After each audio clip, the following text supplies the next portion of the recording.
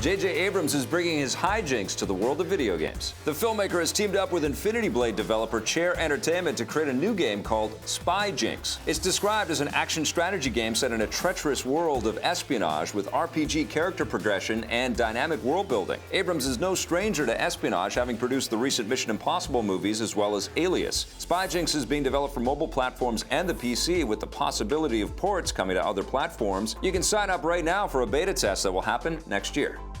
Ridley Scott might get rid of the mystery surrounding one of cinema's most terrifying monsters. Speaking with IGN, the filmmaker hinted that his upcoming Prometheus sequel will reveal the origins of the acid-bleeding xenomorphs from the original Alien films. Although the origins of the creatures were hinted at in Prometheus, there were still plenty of unanswered questions. Hopefully, the aliens won't be less terrifying once we've learned their backstory.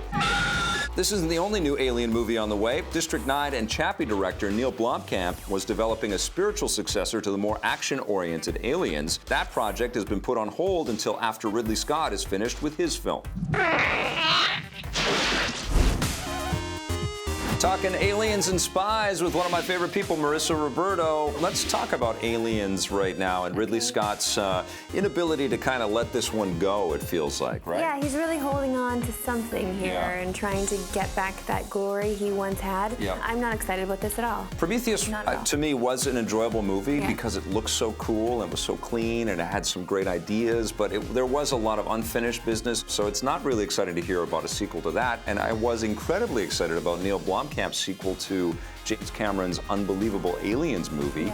And that, to me, that's incredibly exciting, but it feels like that's just going to fall by the wayside, and I'm sure Neil Blomkamp's probably going to get scooped up to do other projects before that one ever gets made. All right, well, speaking of Hollywood, J.J. Abrams is the busiest man in Hollywood, and he's not content to just make television shows and movies. He also wants to get into video games in a bigger way. Yeah. And I think it's interesting that he's working with Chair, who's had incredible success with the Infinity Blade series and other games as well. Are you excited about J.J. also wanting to play in the video game sandbox? I think that he'll do great things. I don't think he's going to put his name to something or try out something without giving it his all. So I feel like it'll be okay. It kind of seems like, though, when I hear world building, I kind of feel like it might be some kind of freemium situation. So I'm not sure how that's going to go. That's kind of how Infinity Blade sort of made all of its dough as well. I mean, it was a paid thing. You could own the game, but there were certainly lots of in-app purchases. But it sounds like he genuinely has a love for this developer, but I sometimes feel that he puts his name on too many things. I think he kind of tends to overextend himself a little bit, and I don't know. Come on, Vic. If I know you want to put.